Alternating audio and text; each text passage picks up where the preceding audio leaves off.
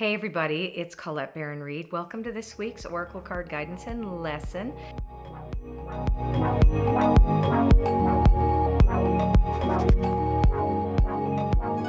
And if you're new, what we like to do is we ask you to pick a card first. Just feel the vibe of the first card, 1, 2, 3, 4, 5, or 6, and just pick a number. Mark, what's your number? I'm going to go with 5 this week. Ooh, you're going to go with 5. I'm going to go with 4. Okay, and then we'll see. And that will be our special card for the week. I don't know what they are yet, so this is going to tell a story. Again, if you're brand new to what we do here every week, we're kind of looking at a weather report. And that weather report is going to kind of be the energy under which we make our choices and decisions, and we act and we think and we feel, etc. And the question I'm asking is always, what's in our highest good this week? So these are also themes to think about and to consider as you experience both. I surrender to life on life's terms, and I co-create my reality with spirit and each other. Okay, first card is called an anchor card. Yay, it is come to the edge. All right, so this is about taking a risk and moving out of your comfort zone. So the first card indicates like imagine we're in a boat and we're moving and we're dropping an anchor and we're looking around at a 360-degree view. What is it that would create an opportunity for us to jump out of our comfort zone, wake up, take the blinders off, and make decisions and act in a way that takes courage? So, and it's also a heart-based, if you notice the art on the card, there are all these little hearts as the character is about to jump off this, this little island in the sky. And she's looking at the hearts, like sending up love to where she was before and stepping into what's possible now. And so this is a beautiful week of potentiality and possibility if you have the courage to do something different. Remember, if we do what we did, we're going to get what we got. Okay, so the second card that follows that helps us tell a story is building blocks. All right, so this is a card that relates to firm and grounded foundations. So when building blocks show up, it means that we take the risk to build something new, right? Because it follows the first card. So building blocks allows us the understanding that we actually have those bricks. We don't have to go looking for them. They're available to us. We don't have to go far. We're building this house on a solid foundation now. And that means we're, again, doing something different, building a different house. We're renovating. So we can look at this as a renovation of our life, right? We're actually renovating our garage right now. So now, I love loyal heart here as the next one because it's being true to really your conscience, your authentic self, the beautiful ideas that you have for your service to the world. Like this can really encompass so many different things, relationships, being really loyal and loyal in a compassionate and functional way, because building blocks is here, it means it's solid, not a codependent way, right? Where we're just loyal to something that's not good, right? So this is beautiful. This enables us to have longevity in whatever it is that we're being courageous about stepping into right now this week. It's time for a puppy break. I don't have to go far. Whee! Hello. I know you don't like this, Bizou, but everybody wants to see you. Okay. You peed on the bed. I know you did. Okay. Little dogs lying on your bed. I don't know. Anyhow, oh well, I know some of you are going, oh, gross. Anyway, this is a puppy break. Right, Bizou? Yes, Bizou wants you to sign up to my channel. Yes, and subscribe.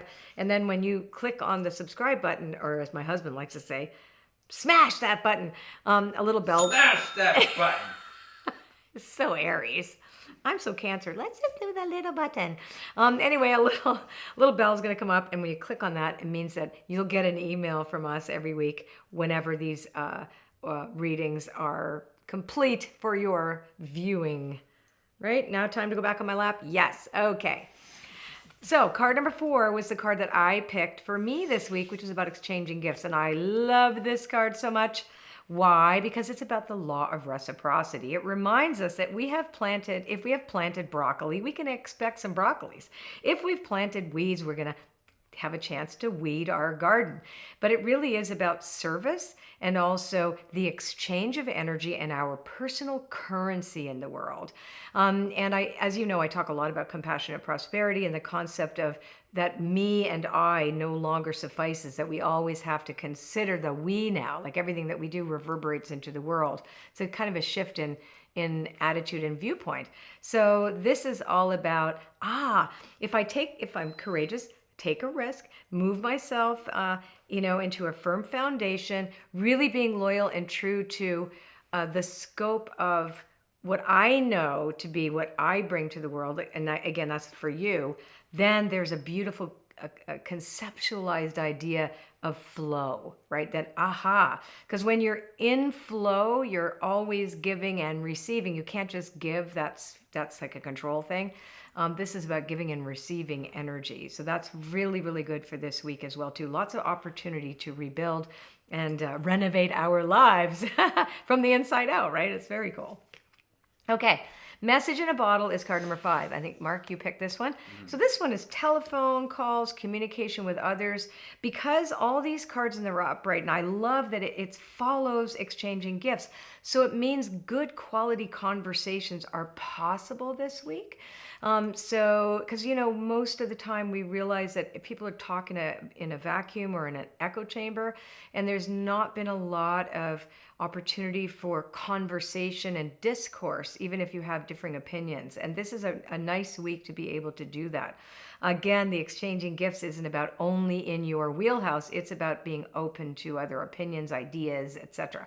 This is very good. And also being open to those messages from spirit, including card readings, that's a message from spirit, or getting a cleat on, or for me seeing the different birds in around my areas, or seeing, like yesterday we saw a snake that was like, oh wow, it's so great, that's very healing.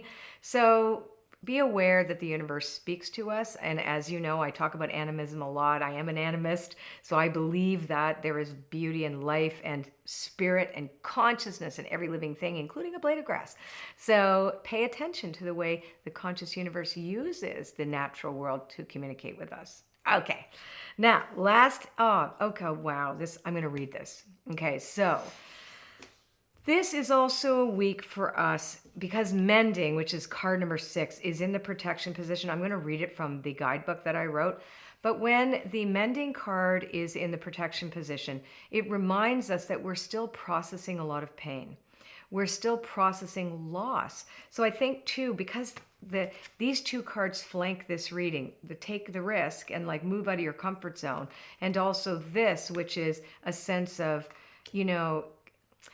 a real emotional time where we are understanding the nature of grief, of surrendering to change that doesn't look the way we want it to sometimes, and knowing that there are certain emotions that we just can't shove down. We just can't stuff them. So I'm going to read this, and I love this card too because it reminds us that we're all being broken open in some way, so we have a greater capacity for a heart-based communication and commitment and community with each other. So that's a beautiful card. So 52 is the last card. Of course it is. I have created this deck. This is the deck that I teach with. And I know what this means to me personally. So heartbreak is a strange healer of souls.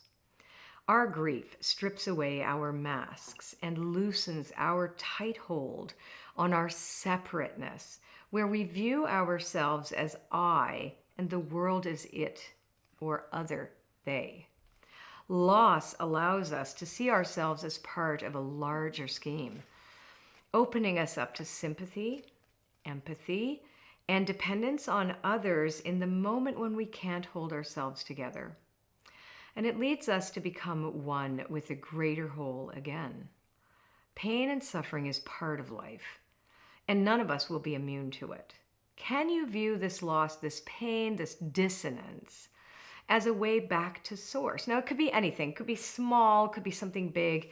It's just reminding us that this isn't just like happy, joyous, and free, and we're going to bypass everything that's happening in the world. This and that is true. Let your sorrow break your heart wide open.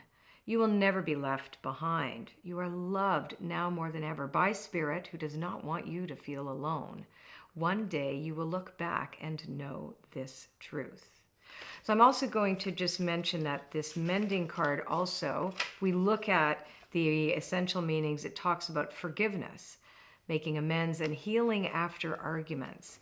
And so even, recognizing that not everyone agrees, people can feel hurt during discourse or conversing with each other. They come from different places. They want, like look at in families how, how being stuck in the pandemic of being at home all the time has brought up a lot of irritation and sorrow for people. So, but the rest of this reading, these other 5 cards, are really helping us see that this is worth it. That all of this beautiful new beginnings and stepping out of our comfort zone and making a brand new foundation and being loyal to that dream for something greater and more beautiful. And then knowing that we have gifts to exchange and we can have these kind of communications, right? Where Spirit can stand in the middle and be the moderator.